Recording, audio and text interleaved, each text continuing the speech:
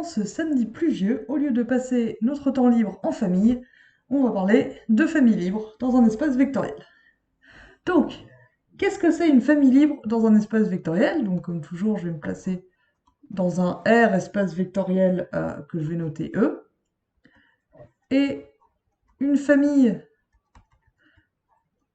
V1, VP est libre. Donc, V1, VP, c'est une famille de vecteurs de E. Chaque VI est un vecteur. Et cette famille est libre si et seulement si elle vérifie la condition suivante. Pour tout PUplay de réel, du coup de scalaire, lambda 1, patati patata, jusqu'à lambda p, on a lambda 1 V1 plus lambda 2 V2 plus patati patata jusqu'à lambda p VP. Donc c'est une combinaison linéaire des vecteurs VI. Et ça ne peut me donner le vecteur nul que si tous les lambda I sont nuls.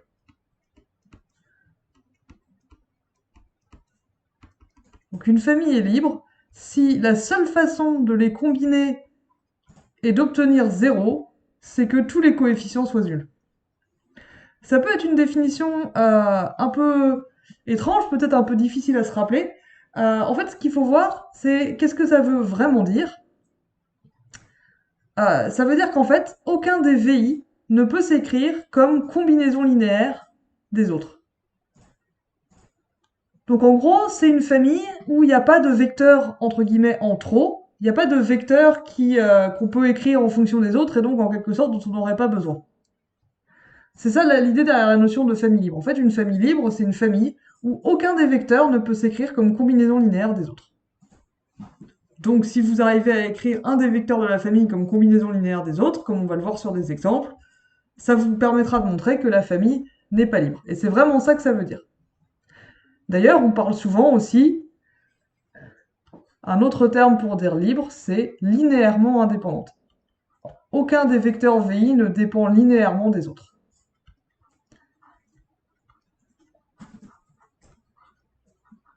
Donc c'est ça l'idée qu'il faut avoir en tête.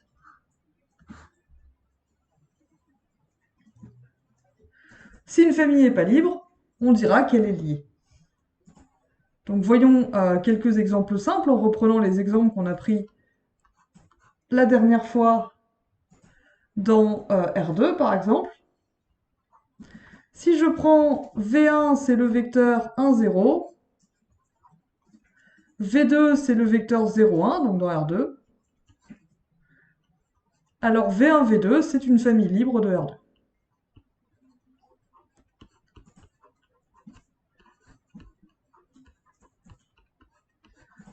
Comment est-ce que je montre ça? Supposons que j'ai lambda 1 et lambda 2 tels que lambda 1 V1 plus lambda 2 V2, ça me donne le vecteur nul de R2.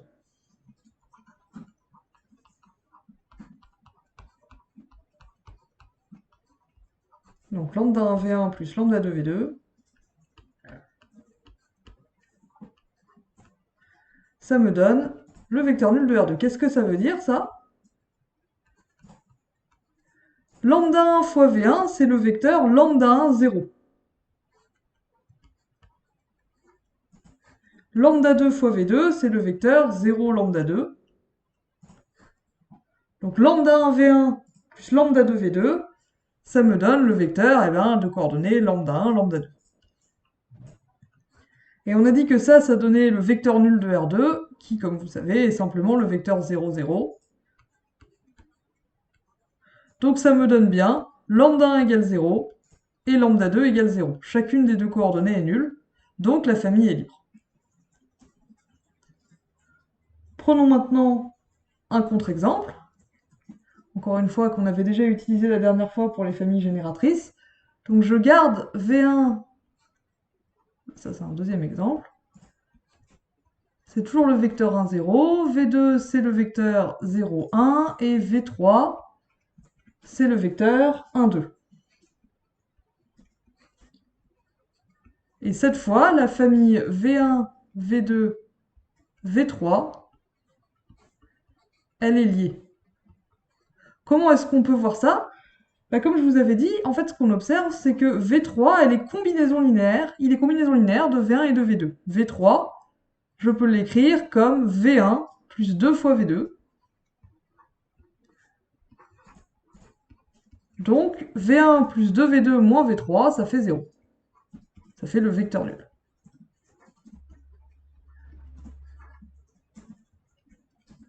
Quel est le rapport avec la définition? Bah, le rapport avec la définition, c'est que ça veut dire que j'ai trouvé un triplet de réels.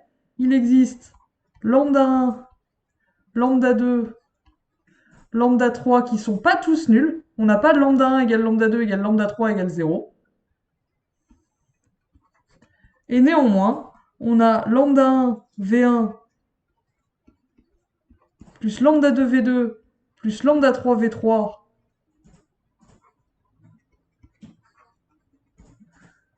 égale vecteur nul, et ça contredit la définition.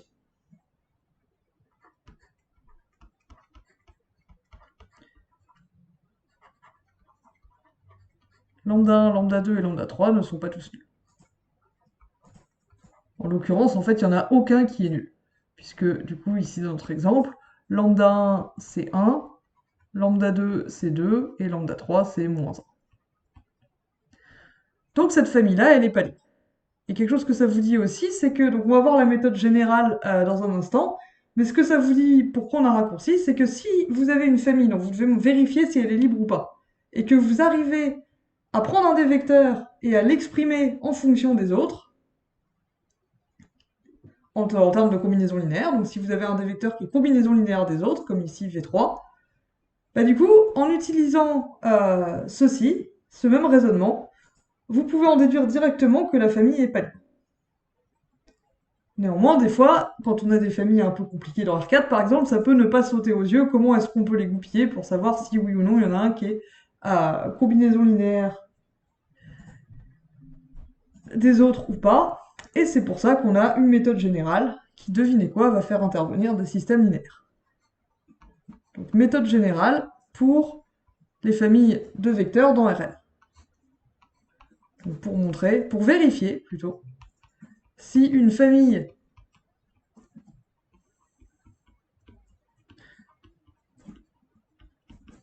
de vecteurs de Rn, V1 patati patata jusqu'à Vp,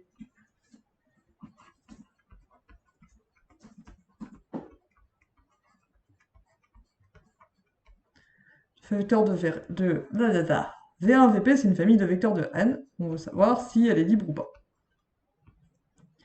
Donc, on veut savoir si quand on a lambda 1 V1 plus lambda 2 V2 plus patati patata plus lambda p Vp égale vecteur nul, ça veut forcément dire que les lambda i sont nuls. Donc pour ça,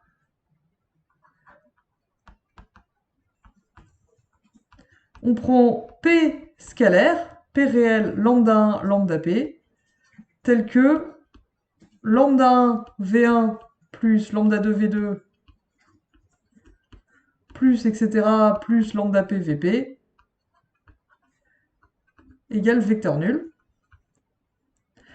Et donc, si on reprend les notations que j'ai introduites la dernière fois, donc VI, il appartient à Rn, je peux donc le noter comme un vecteur comme ça à n coordonnées que j'avais noté, si je me rappelle bien, AI1, patati patata, jusqu'à AIN. Chaque VI comme ça, c'est un vecteur de Rn, c'est une colonne de n coordonnées. Puisque les VI, c'est une colonne de n coordonnées comme ça, qu'est-ce que ça veut dire? Ça, c'est équivalent en fait à dire que lambda 1 fois mon vecteur colonne A11, A12, patati patata, jusqu'à A1n, plus lambda 2 fois le vecteur colonne A21, patati patata, A2n, je les fais tous comme ça, plus lambda p fois mon vecteur AP1, APN, est égal au vecteur nul. Donc ici, pardon, c'est le vecteur nul de Rn, puisque cette méthode marche particulièrement bien dans Rn, et que c'est les cas qu'on verra de toute façon, c'est le vecteur qui est tout simplement une colonne de n0. Et ça, comme on en a déjà discuté la dernière fois, ça serait écrit sous forme de système linéaire. Parce que du coup, si on regarde simplement pour chacun de ces vecteurs, pour cette égalité de vecteurs, si on regarde la première coordonnée, ça nous dit que A11 lambda 1 plus A21 lambda 2 plus patati patata jusqu'à AP1 lambda P égale 0. Si on regarde la deuxième coordonnée, ça va nous dire que A12 lambda 1 plus patati patata jusqu'à AP2 lambda P égale 0. Et on fait comme ça toutes les coordonnées jusqu'à la nème. On obtient A1n lambda 1 plus patati patata plus APN lambda P égale 0. Et du coup, ce qu'on voit, c'est que notre question, elle peut se ramener à une question qui porte sur un système linéaire homogène dont les inconnus sont lambda 1, lambda 2, patati patata, lambda P.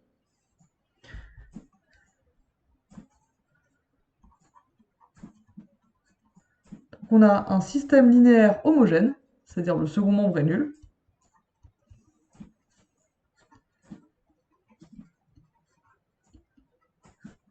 à n équations et à p inconnus. Les p inconnus, c'est nos scalaires lambda 1, lambda p. Et de là, il y a deux possibilités, vous vous rappelez, pour un système homogène. Soit, donc un système homogène, lambda 1 égale 0, lambda 2 égale 0, etc., lambda p égale 0, ce sera toujours une solution possible. La question, c'est est-ce qu'il y en a d'autres ou pas? Bah, du coup, s'il y a une unique solution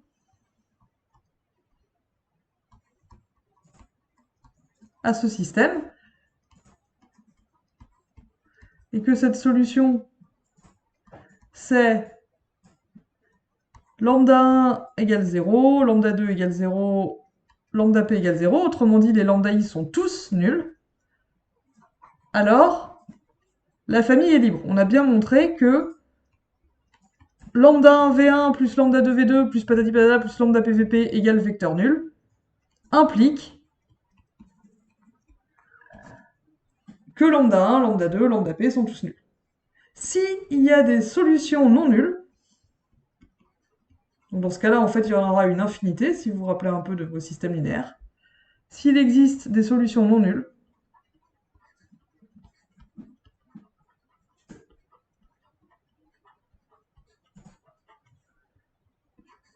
alors la famille est liée.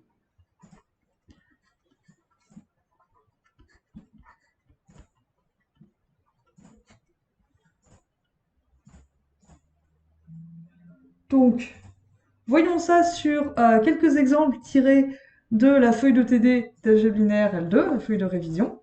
On va reprendre nos vecteurs de R3, U1, U2, U3, U4, qu'on avait regardé la dernière fois. Donc, exemple,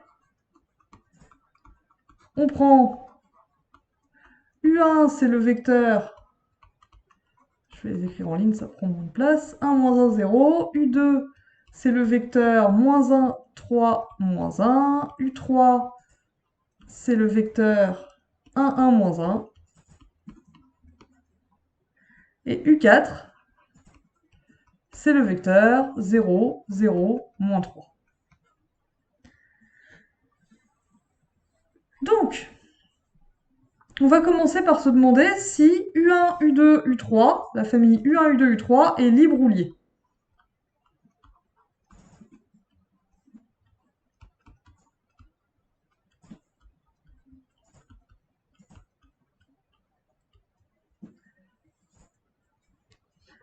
Donc là, de deux choses une, soit vous voyez à l'œil nu comment écrire un des vecteurs en fonction des autres, comme on a dit au tout début.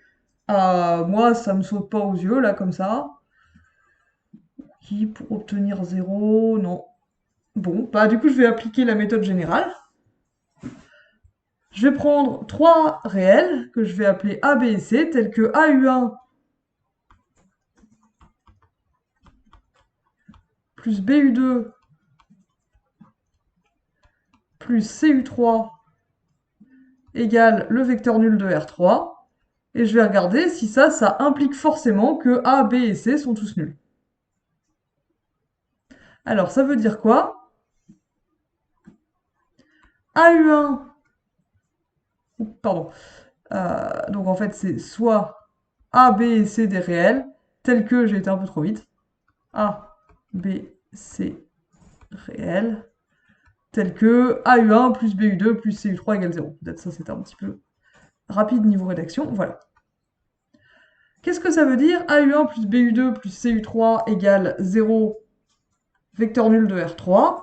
Donc on écrit nos vecteurs en colonne, on obtient donc A fois 1, moins 1, 0, plus B fois le vecteur moins 1, 3, moins 1, plus C fois le vecteur 1, 1, moins 1, égale 0, 0, 0. Vecteur nul de R3. Ce qui équivaut, donc le premier vecteur, A fois U1, c'est le vecteur A moins A, 0,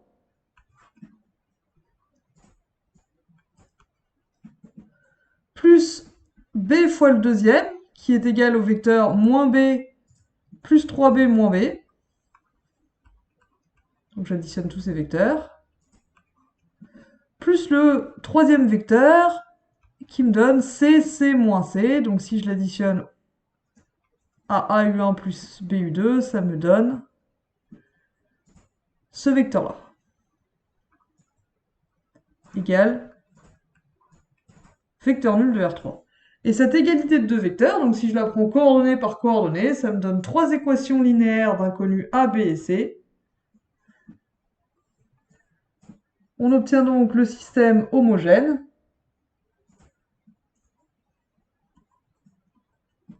d'inconnus A, B et C. A moins B plus C égale 0. Moins A plus 3B plus C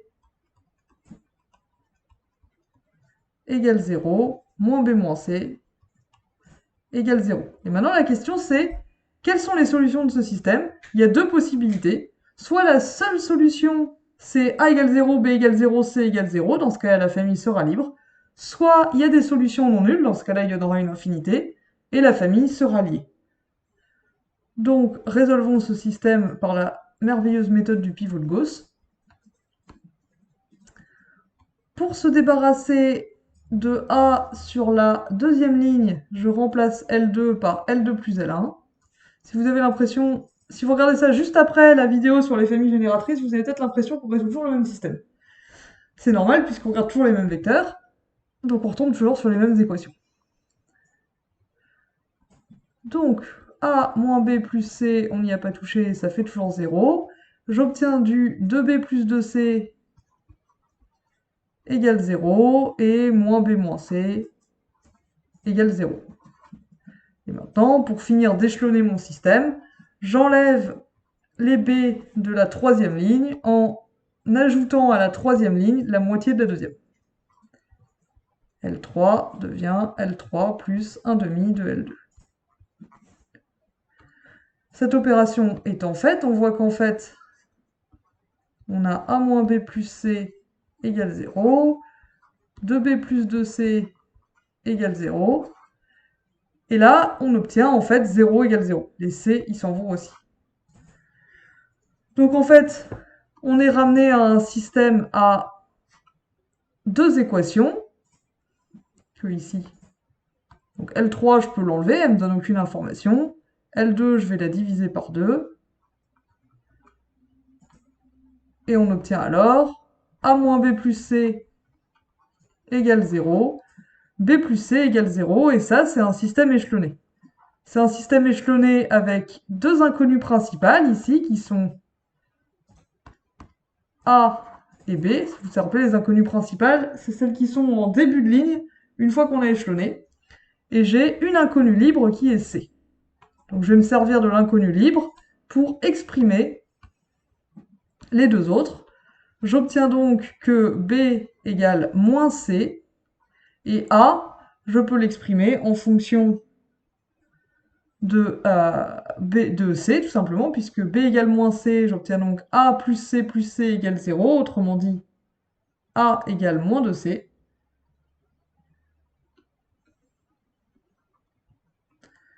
Et donc, il y a une infinité de solutions.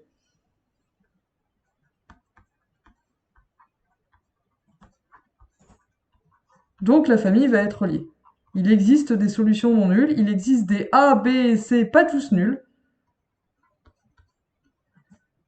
tels que AU1 plus BU2 plus CU3 égale 0.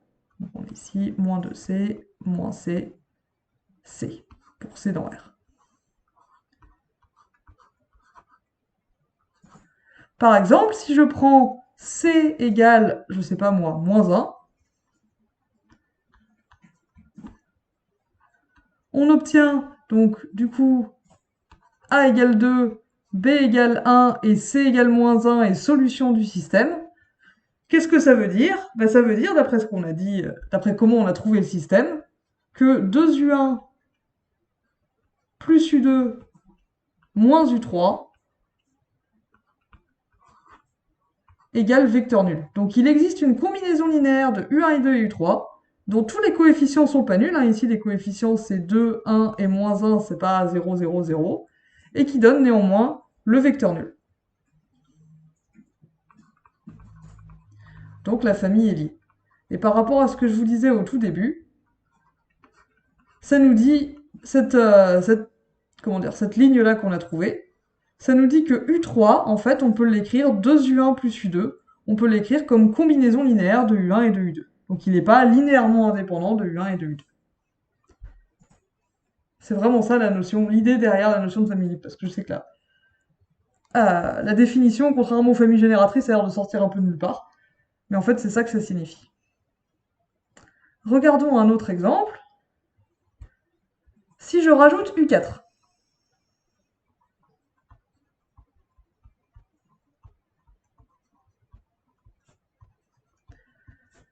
et bien là, puisque je sais que U1, U2, U3 est lié, je vais pouvoir en déduire directement que U1, U2, U3, U4 est aussi lié. Pourquoi? Parce que du coup, on a obtenu que 2U1 plus U2 moins U3 égale 0. Donc 2U1 plus U2 moins U3 plus 0 U4 égale 0. Donc il existe lambda 1, lambda 2, lambda 3, lambda 4. Ici, lambda 1, c'est 2. Lambda 2, c'est 1. Lambda 3, c'est moins 1. Et lambda 4, c'est 0. Tel que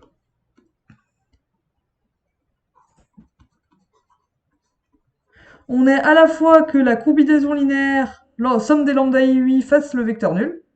Pardon, ça c'est le 0 de R3.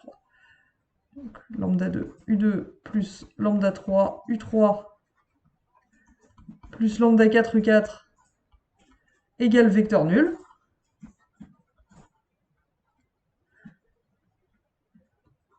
Mais les lambda i ne sont pas tous nuls.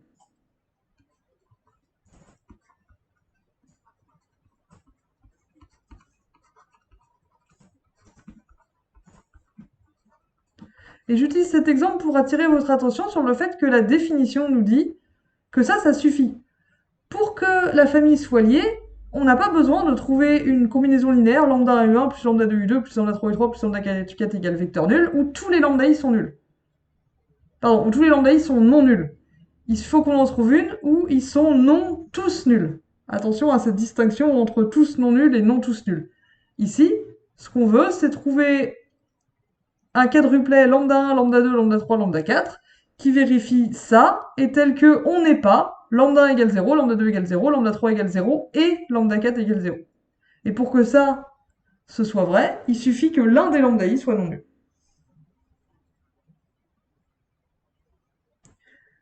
Donc ici, ce qu'on a appris, c'est qu'en fait, si on ajoute des vecteurs à une famille liée,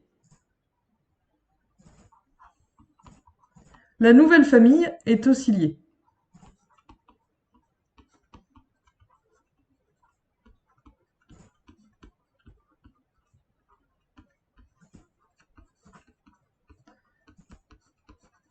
Parce qu'on pourra toujours, si on rajoute des vecteurs, faire ce raisonnement-là. Donc, si on ajoute des vecteurs à une famille liée, on obtient une famille.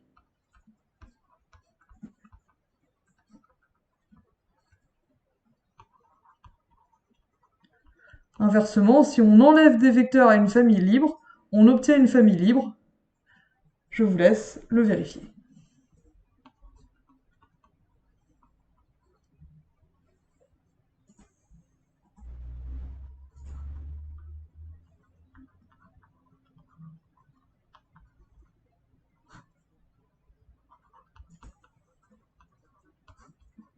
Si on enlève des vecteurs à une famille libre, on obtient une famille libre.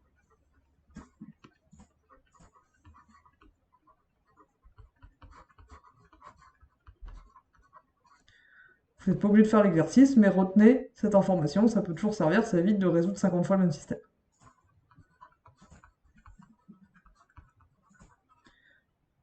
Et c'est quoi le sens derrière ça? On a dit qu'une famille libre, c'est une famille linéairement indépendante. Donc en quelque sorte, c'est une famille où il n'y a pas de vecteurs en trop. Il n'y a pas de vecteurs qu'on peut exprimer comme combinaison linéaire des autres et qui du coup, en fait, ne nous engendrent rien de nouveau.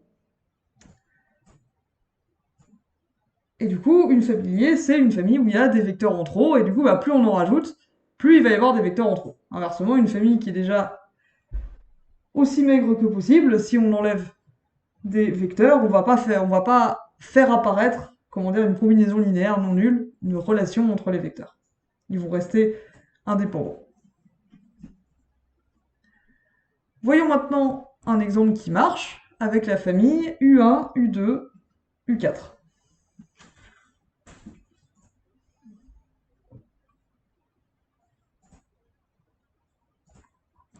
Est-ce que celle-là, elle est libre ou elle est liée?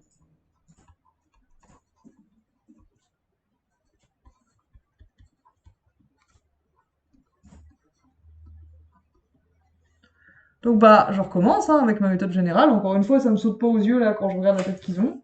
U1, U2, U4. Donc, je vais prendre A, B et C, tels que AU1 plus BU2 plus CU4 égale vecteur nul de R3. Qu'est-ce que ça me donne? C'est équivalent à dire que A fois U1, c'est-à-dire A fois le vecteur 1, moins 1, 0, plus B fois U2, c'est-à-dire B fois moins 1, 3, moins 1, plus C fois U4, c'est-à-dire C fois 0, 0, moins 3.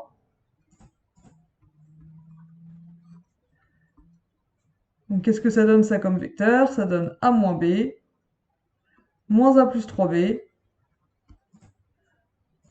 moins B moins 3C. Et ça, on a dit que ça donnait, on a supposé que ça donnait le vecteur nul vers 3, 0, 0, 0.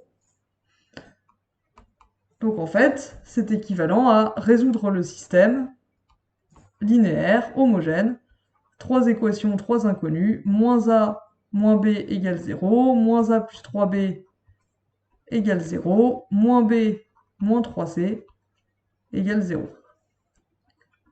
Et là, je recommence mon manège. Je vais échelonner ce système. La première étape, c'est la même que précédemment. Pour éliminer les A sur la deuxième ligne, j'ajoute à la deuxième ligne la première. On obtient donc A moins B égale 0 et 2B égale 0. Boum, ça c'est fait. Et moins B moins 3C égale 0. Et là, du coup, ça va aller vite, hein. B égale 0. Du coup, A qui est égal à B est aussi égal à 0. Et la troisième ligne nous dit 0 moins 3C égale 0, donc C égale 0. Donc la seule solution du système,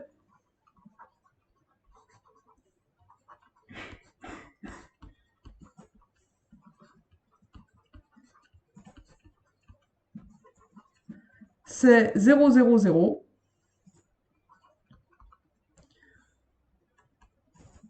A égale 0, B égale 0, C égale 0. Donc la famille est libre. Si on a AU1 plus BU2 plus CU4 égale vecteur nul, ça veut forcément dire que A, B et C sont nuls. Donc U1, U2, U4, c'est une famille libre.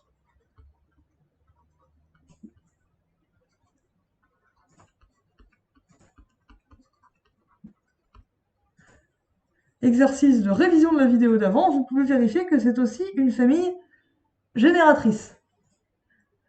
Et dans la vidéo suivante, on parlera des familles qui justement sont à la fois libres et génératrices, qu'on appelle des bases.